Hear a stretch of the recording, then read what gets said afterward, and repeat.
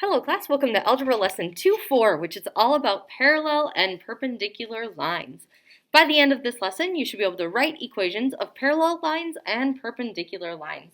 So let's quickly review what parallel and perpendicular mean. So parallel lines, if you remember back in elementary school, you learned that parallel lines are any two lines that will never meet, okay? So there are two lines that will never intersect, they never cross. Perpendicular lines are a little different, and those are lines that intersect, okay, so they cross each other, but they cross each other at a 90-degree angle. And that little box there that I just drew in, that is the symbol we use to represent 90 degrees, that right angle, okay? So perpendicular lines are two lines that cross to form a right angle. Parallel lines are lines that never are going to touch, never going to cross. So let's start by writing an equation of line parallel to a given line. What is the equation of the line in slope-intercept form that passes through the point 8, 9 and is parallel to the graph of y equals 3/4 x minus 2? So whenever you're dealing with parallel lines, like we talked about how parallel lines are two lines that it doesn't matter what angle they're drawn at, but they'll never intersect, okay? And the reason they never intersect is because they have the same slope, okay? So we've been talking about slope the last several days.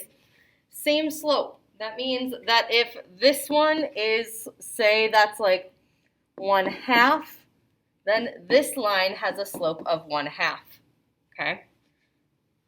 Let's talk about how we would solve this problem then. We're given the equation y equals 3/4 x minus 2. If I want something parallel to that line, I know I need to keep my slope the same. Parallel, slope stays same, okay? And then I want it to go through the point 8, 9. So I now have enough information to write my equation. Since we're talking slope-intercept form, let's refresh our memories. That's the y equals mx plus b.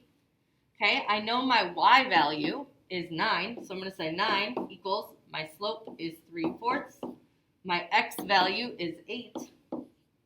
And then I don't know what b is. That's what I'm trying to find. So I have 9 equals 3/4 of 8 is 6 plus b.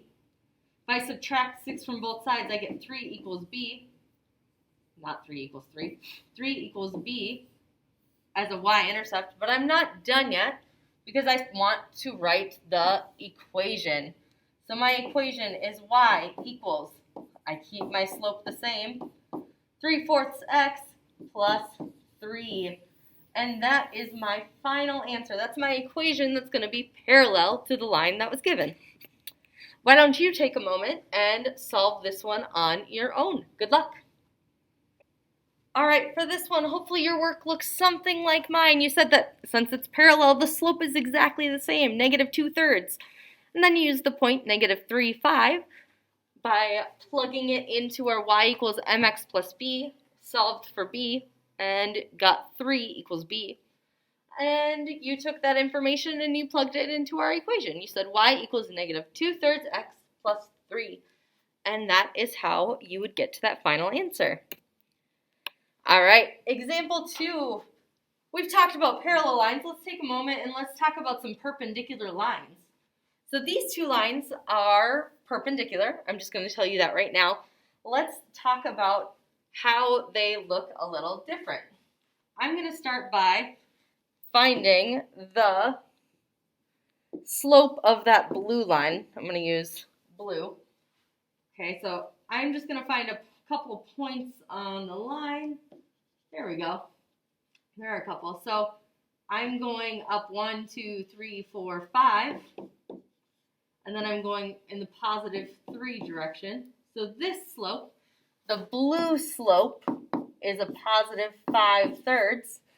And now let's find the slope of the red line. I'm just going to find a couple of points, and we have those two. So I can see I'm going down 1, 2, 3, so that's a -3, and I'm going in the positive x direction, so 1, 2, 3, 4, 5. So my red slope is negative 3/5. Okay, so those are my two slopes. I have positive 5/3 and a negative 3/5. Perpendicular slopes are always what are called opposite reciprocals. So what opposite means is if it was positive, it's now negative. If it was negative, now it's positive, okay? And then what reciprocal means is if it was 1/2, now it's 2/1. If it was 3/4, now it is 4/3. So if it was positive, it becomes negative. If it was 1/2, it becomes 2/1. So that's why it was a positive 5/3. So the opposite reciprocal would be a negative 3/5. So those are perpendicular slopes. All right, so if I told you that you have the slope of 1/8, 1/8, what would the perpendicular slope be? Good luck. Hopefully this one wasn't too much of a challenge. You said it was positive, so my perpendicular slope is going to be negative. It was 1/8, so now it's 8/1, or you can just say 8. So my slope is a negative 8. If you did say negative 8/1, that is perfectly acceptable. I will not mark that wrong. They are both correct answers. All right, let's write an equation for a line perpendicular to a given line. So we had our slope was negative 1/4. Now our new slope is going to be, instead of negative, it's going to be positive. Instead of 1/4, it's going to be 4/1, or just 4. Okay? And then I want to find a line that goes through the point 1, 7. So I solve it the same way that I've been solving lately. So I'm going to say y equals mx plus b. I'm going to replace my y value with the y value as given. My slope is 4. My x is 1. I have plus b. So 7 equals 4 plus b, or 3 equals b. Apparently, 3 is a really popular number today. Y equals, my perpendicular slope was 4x plus 3. And that is my final answer. That is going to be my equation for the line that's perpendicular to the given line. That also goes through the point 1, 7. Why don't you try this one on your own? Good luck. Okay, hopefully you ended up at an answer of y equals negative 1/2 x plus 7. If that's not what you got, please be sure to ask for some help. I do have my work shown there. I showed you how the slope was a positive 2/1.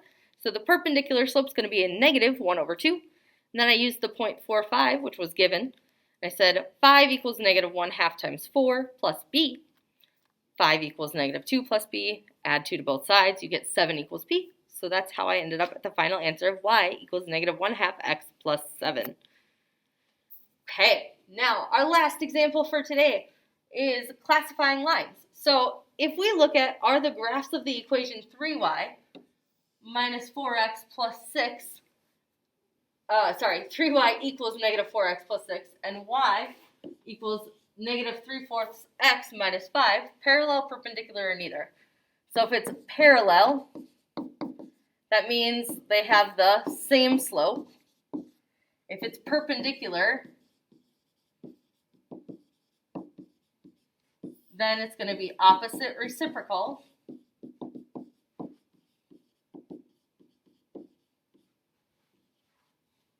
And if it's neither, that means that it has no relationship. So let's figure that out. We know that the slope of, we have 3y equals negative 4x plus 6, and then we have y equals negative 3/4 x minus 5. So this one, it's really easy to tell my slope because it's in slope-intercept form. So I have negative 3/4 for my slope here. However, the first one is not written in slope-intercept form, so I have to get it into slope-intercept form. The way I'm going to do that is I need to get y all by itself, so I'm going to divide everything by 3.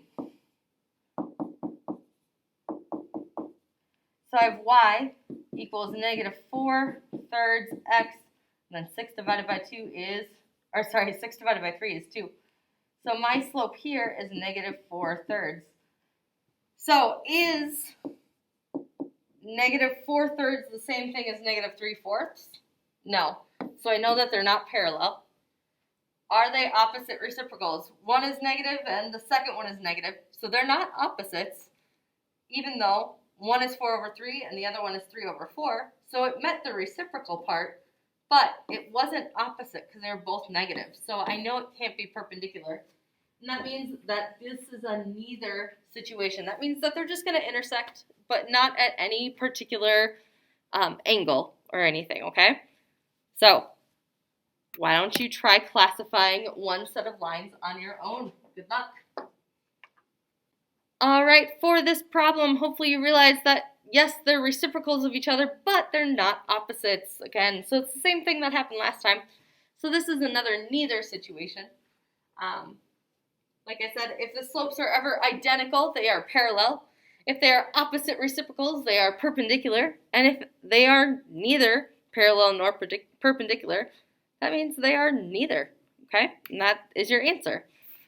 This is the last page. This is just kind of a summary to help you keep track of how to tell parallel lines and perpendicular lines apart and how to kind of do those problems. So if you need a screenshot of this, feel free to take a screenshot.